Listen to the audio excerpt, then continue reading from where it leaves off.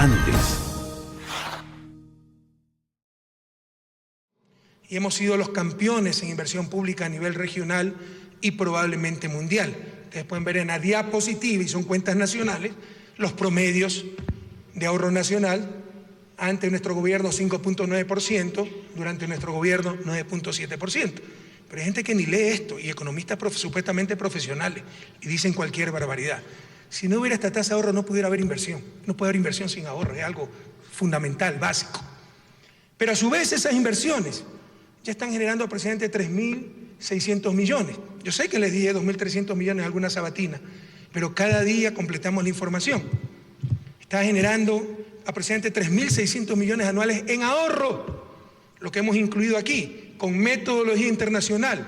Para más detalles, el Ministerio de Transporte de Estados Unidos es el ahorro generado por las nuevas carreteras, el ahorro en tiempo, el ahorro en gasolina, el ahorro por disminución de la accidentabilidad.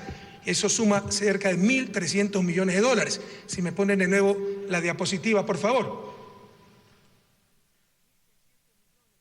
3.600 millones aproximadamente de ahorro anual gracias a las nuevas inversiones, demostrando una vez más el principio de que no hay mejor ahorro que una buena inversión. Si me ponen por favor de nuevo la lista de ahorros, sector justicia, con todas las reformas que hemos hecho, con las videoconferencias, etcétera, estamos ahorrando 138 millones anuales. Sector hídrico, con control de inundaciones, 247.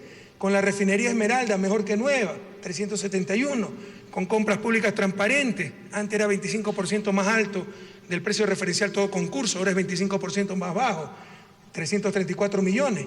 Con sector eléctrico, reducción de combustible, ¿no? Y reducción de pérdidas eléctricas, y reducción de combustible por las nuevas hidroeléctricas, 1.200 millones. Y por las nuevas carreteras, menor tiempo, menos combustible, menos accidentabilidad, 1.300 millones.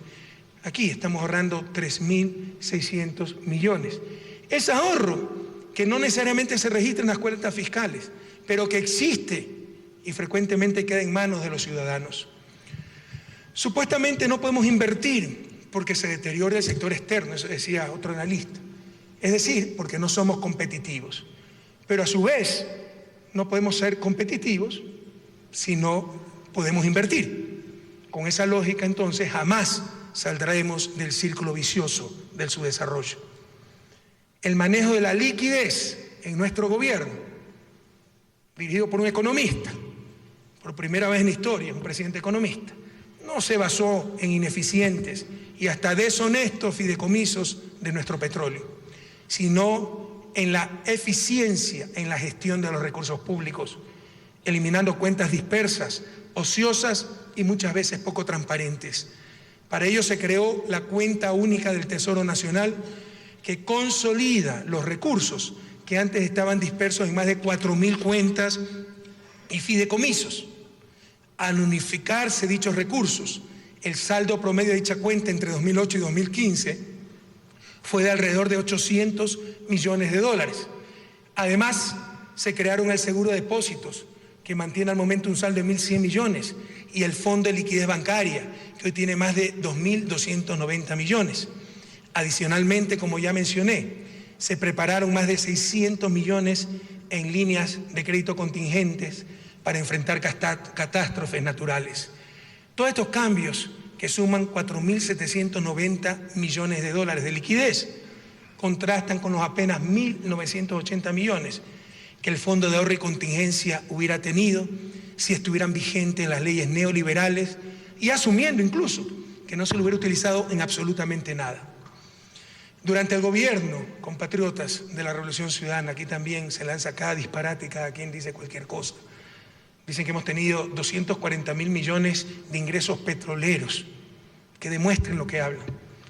Durante el gobierno de la Revolución Ciudadana hemos logrado 36.000 millones de ingresos petroleros netos, porque al ingreso bruto hay que restarle los costos de producción, hay que restarle las nuevas inversiones para mantener la producción y obviamente hay que restar el costo de la importación de combustibles y a más alto precio del crudo, también más alto precio de los derivados y mayor monto para invertir, para importar combustibles. En verdad, hemos recibido 36.000 millones de ingresos petroleros netos, 114.000 millones de ingresos no petroleros, básicamente tributos y ganancias de capital, porque ya no permitimos la evasión. Se triplicó la recaudación tributaria, no por más impuestos, es fácil demostrar que tenemos menos impuestos que otros países de la región, comparen tan solo el IVA, incluso con el incremento temporal de 2 puntos, sino por mayor eficiencia, mayor transparencia, porque no permitimos la corruptela de la evasión de impuestos. Y hemos recibido 20.000 millones por financiamiento nuevamente neto, es decir, lo que se presta menos lo que se paga. En total, durante estos 9 años hemos recibido 169.000 millones de recursos para el gobierno nacional. El 50% de estos recursos, 85.000 millones, se destinaron a los sectores de educación, salud, seguridad, bienestar social y justicia. Ojalá que entendamos que la política social,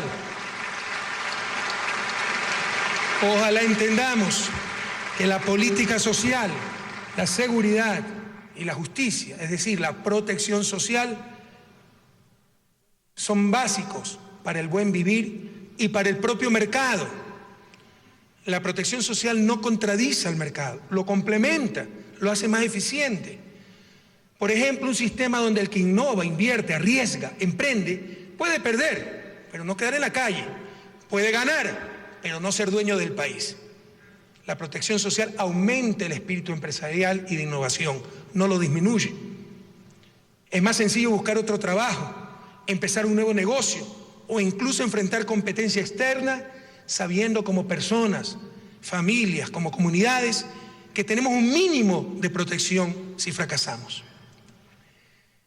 Los gobiernos locales han recibido casi 20.000 millones adicionales, 12% del total, de esta cantidad total. Además, se han invertido 8.900 millones en carreteras, 7.180 millones en hidroeléctricas, 8.500 millones en transferencias a la Seguridad Social del IES, ISFA e ISPO, 3.800 millones en vivienda, saneamiento e infraestructura social, saneamiento que es competencia de los municipios, pero hemos ayudado con miles de millones de dólares para cumplir esta responsabilidad tan importante, esta necesidad, para llenar esta necesidad tan fundamental de nuestra gente. 2.000 millones adicionales se han destinado a inversión en proyectos agrícolas y de riego, 4.130 millones en obras realizadas por empresas públicas y 10.000 millones más en pago de intereses y aportes a la banca pública. Pero todos estos datos, queridos compatriotas, no son simplemente cifras. El fin último de la economía es el ser humano. Son personas. Significan 1.200.000 niños y jóvenes más educándose, que se han reintegrado o se han incorporado al sistema educativo formal. Significan 22 millones de atenciones médicas adicionales. Significa que en 9 años hemos construido una sociedad de oportunidades y, como les mencioné, de verdadera protección social, lo cual nos beneficia a todos. No hay país, compatriotas, que haya salido del subdesarrollo sin financiamiento externo. De hecho, es una de las grandes restricciones para el desarrollo, el acceso a financiamiento. Hemos gestionado financiamiento para desarrollar proyectos con altísima rentabilidad, siendo uno de los países con menos deuda en la región. El discurso de la oposición al sobreendeudamiento, etcétera, la realidad es que estamos por debajo del promedio latinoamericano y, por supuesto, muy por debajo del promedio europeo de países como Estados Unidos, etcétera. Los principales acreedores son los organismos internacionales, el Banco Interamericano de Desarrollo, la Corporación Andina de Fomento. Los créditos con China a diciembre de 2015 apenas alcanzan un 17% de la deuda total. Sin embargo, cierta oposición, con la complicidad de la prensa, libre e independiente, entre comillas, trata de transmitir la idea de un país vendido a los chinos. Cabría recordarles que el principal acreedor de Estados Unidos, que tiene casi 100% de coeficiente de deuda PIB, el principal acreedor de Estados Unidos es precisamente China. Sin duda, compatriotas, esta es la década ganada.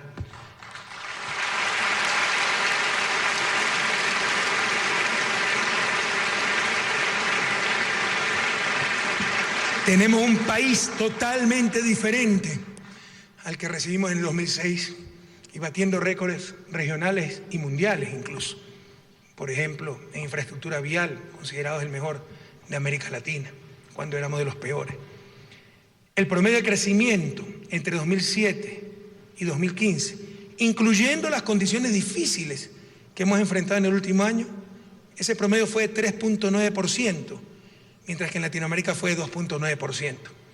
Es deshonestidad intelectual tratar de medir el éxito de un modelo económico, social y político con el año en que peor nos fue. Hay que tomar todo el periodo en que ha sido aplicado ese modelo y de los modelos más exitosos en cuanto a datos macroeconómicos en toda América Latina. En 2006, la economía tenía un tamaño de 46.000 millones de dólares. 9 años después, es más del doble de grande, cerca de 100.000 millones de dólares. En el 2007, los dueños del capital se apropiaban de la mayor parte del ingreso nacional, un 36%.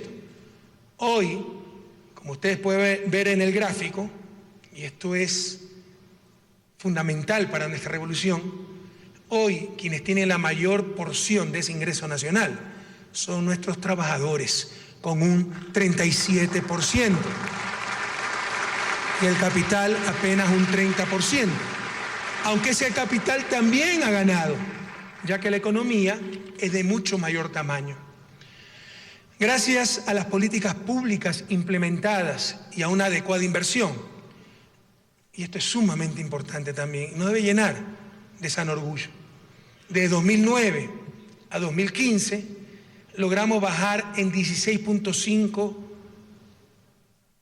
puntos la pobreza multidimensional, el criterio más completo de pobreza.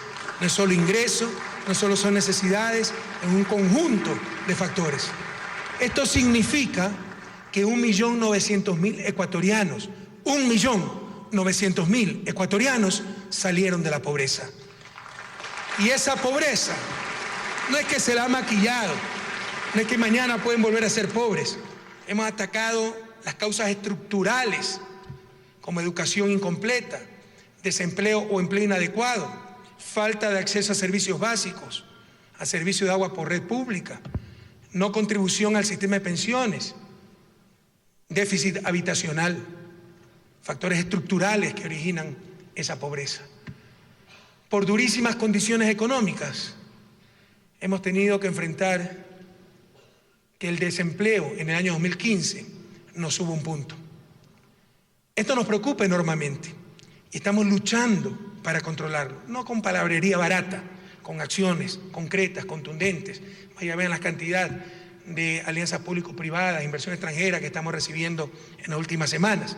Pero sigue siendo, pese al incremento de un punto en esta tasa de desempleo, sigue siendo aún de las tasas más bajas del continente e incluso de la historia de nuestro país. Cerramos el 2015 con 4.77 desempleo, menos a un 5%. Con nuestro modelo económico inclusivo, hemos tratado de que todos ganen, centrándonos en el trabajador y combatiendo la pobreza y la desigualdad, que deben ser los enemigos comunes de todos.